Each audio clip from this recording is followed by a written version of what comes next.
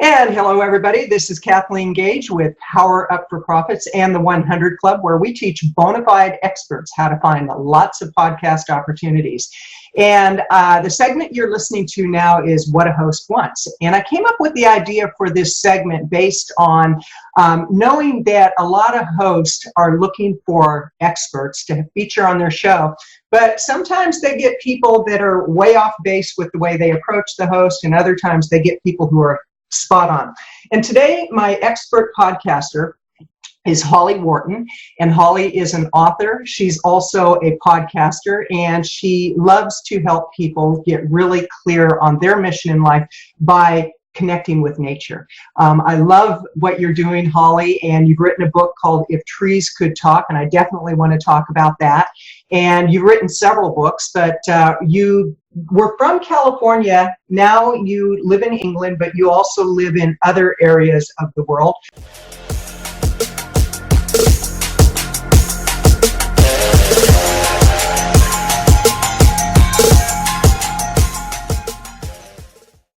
Which, if you could tell us about that, I would love for you to share about your show, how you ended up in England and all these other amazing places, and how you ended up talking to the trees.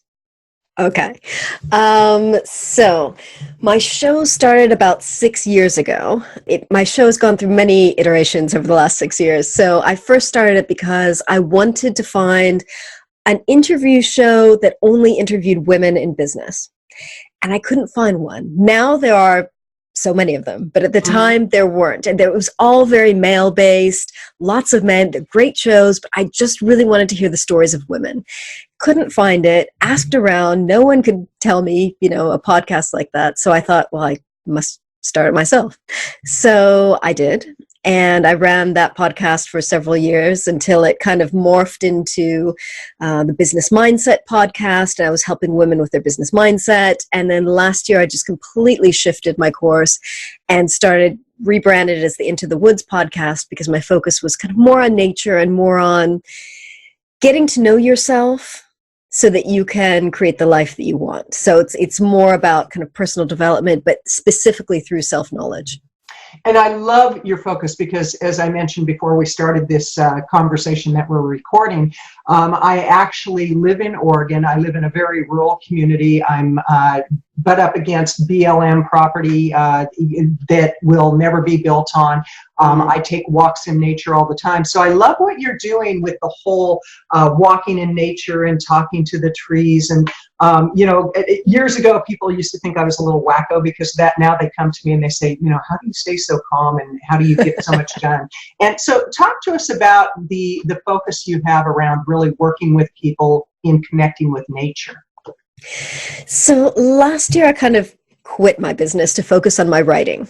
At the time, I was working on the tree book, which launched this year in April, and I realized that what I really wanted to do was to help more people through my books rather than one-to-one sessions or that kind of thing. And I found that going outdoors, being in touch with nature, talking to the trees has really helped me to just slow down and listen to myself and pay attention to what I need and think about what I want with my life, because, I'm 46 years old. Some of the things that I've done have been intentional. Some of the things were like, I just let happen to me, for the better or for worse. But I really want to be intentional about the next half of my life. So you've had your podcast show for 6 years. It's gone through a number of recreations, if you will, which I like to see that as a recreation when we recreate ourselves.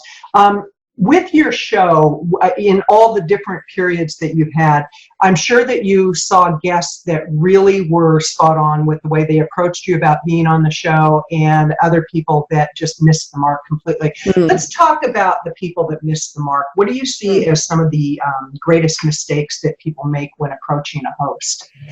So I think the greatest mistake is not paying attention to any guidelines that may be on the website. So I, for example, quit doing interviews about a year and a half ago, and I still get people pitching me to be a guest on the show. And I clearly say on my contact form that I don't do interviews, that I don't accept pitches. So first of all, read the website to see if they actually are accepting pitches to be a guest, and listen to the show, because if people had actually listened to my show in the last year and a half, they would see that I don't do interviews.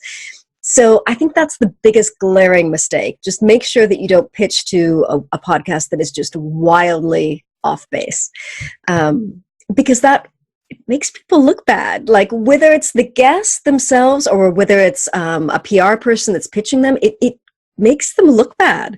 It's obvious that they haven't researched anything about my show, so it's affecting their own reputation. So I would say that's kind of the big thing. But within reason, come across with an attitude of looking to connect. The people that have approached me that have been wildly off base have been people who just want to promote their thing. Right. Rather than have a conversation, get to know each other, and have a useful conversation that will benefit other people. Like, that's what I'm looking for. I really just want to get to know people. I want to connect with them. I want to stay in touch with them, whether it's on social media or, have a new person in my network that I know, like, and trust, that I can connect with other people.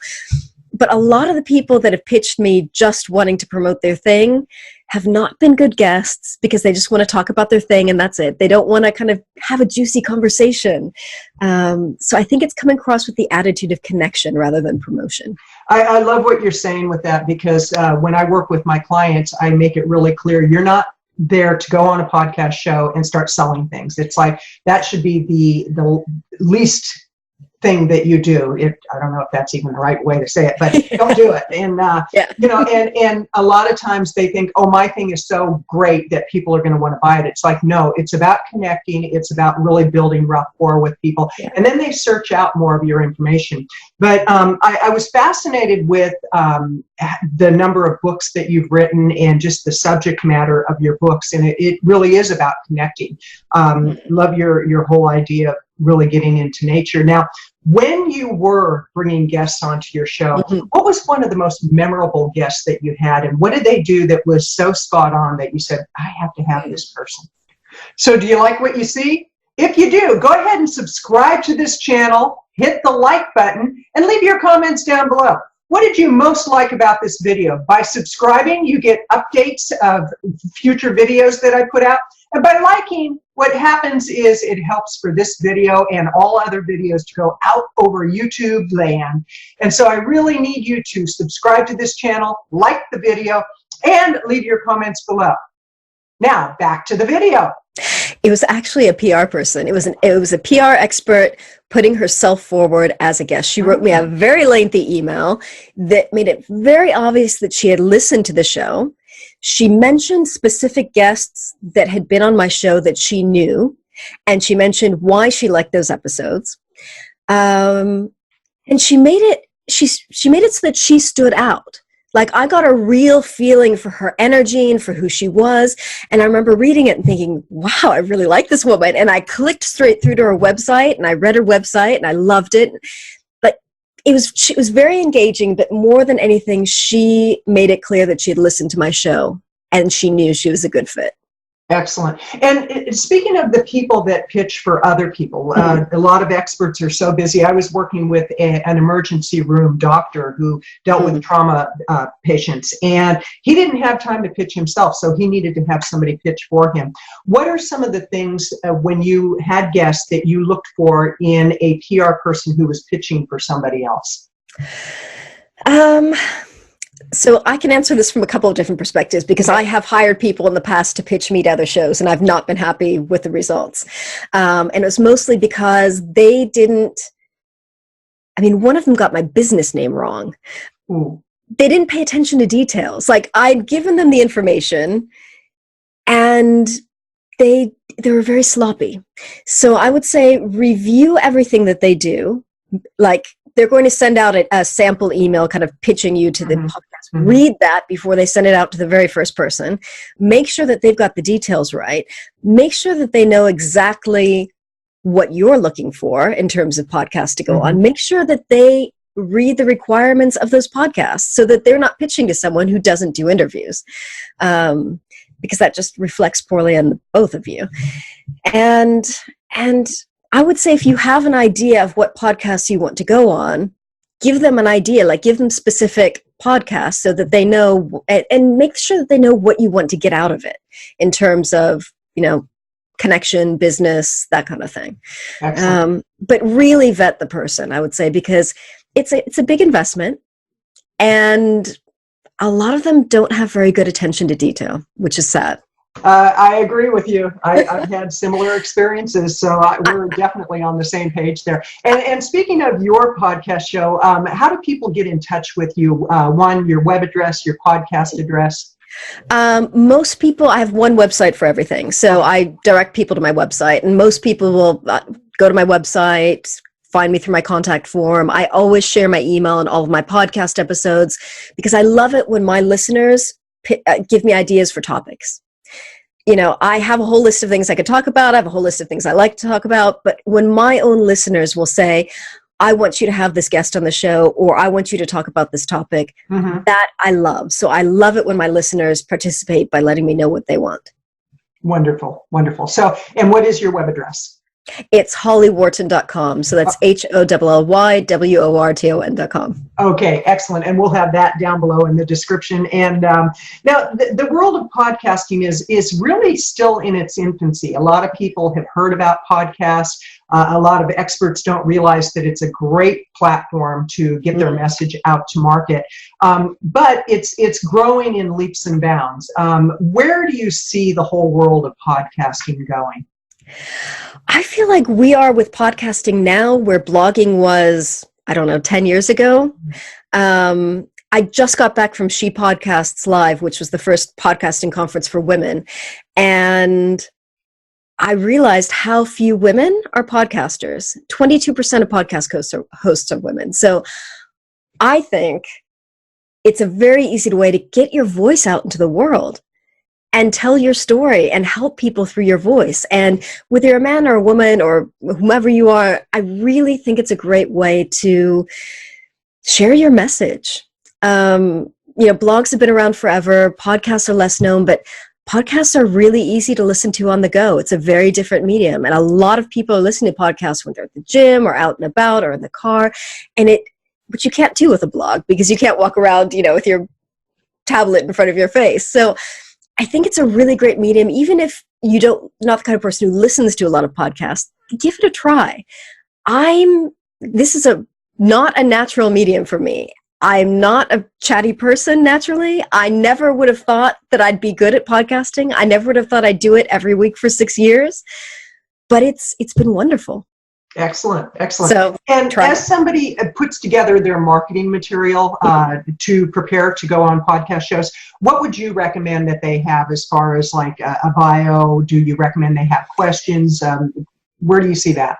So absolutely so if you're pitching yourself, absolutely have a bio, have some good headshots in a couple different formats that you can set, professional headshots that you can send out to people when you're going to be on someone else's show. If you're going to start your own show and you want to have people on, I actually put together a PDF that I sent out to all of my guests saying, here's what I expect from you. Please, be in a quiet room with headphones on, have a decent microphone, where you won't be disturbed. Because I had a guest once that had dogs barking in the background. I couldn't use the episode. It was terrible. I sent it to my podcast editor and I said, can you do anything? And he was like, Holly, you can't do anything with this. Wow. So just, think about the environment that you're in. Make sure that, you've got the equipment that you need. It doesn't have to be professional podcasting equipment, but it should be a decent microphone and absolutely headphones so that you don't have the feedback that you can get sometimes. Right. So I would send a PDF out to people with what I expected from them. I had some sample questions, but I made it clear that it would be conversational. So, conversation flows where it goes. And what kind of internet connection is good, because I once had someone on her phone and she was walking around and, trying to avoid all of the things. One time someone had a toilet flush in the background, So that's amazing. That's amazing. And the only time to have dogs barking in the background is if it's a pet show, and that's the topic for sure. Exactly. Because I actually work a lot within the pet industry, and oftentimes people will bring their dogs on, and I bring my dogs on. But in that case, it's appropriate. So exactly. In closing, what would you say is the number one tip that you can give an expert who is searching out opportunities with podcast interviews? I would say, again, come from that place of connection, but generally go for shows that you're interested in, that you like the person, that you feel like you want to get to know them better, and that you feel like you can be of service to them and to their community by sharing your knowledge, by sharing your expertise. Excellent, excellent. And where do you see yourself in 5 to 10 years? Are you writing more books? Do you have retreats? Because I love what you're doing. I absolutely love what you're doing. Thank you. Absolutely writing more books. Aside from that, I don't know. I've changed so much in the last 10 years. I've evolved so much that I don't know where I'll be, but I do know I'll be writing more books. Wonderful. Well, Holly, it has been delightful having you on the show, and we'll put all your information down below in the description. I encourage people, get in touch with Holly. She's got some phenomenal books. She's got a great podcast show, and she's a wealth of knowledge. Holly, thank you so much, and be blessed. Thank you.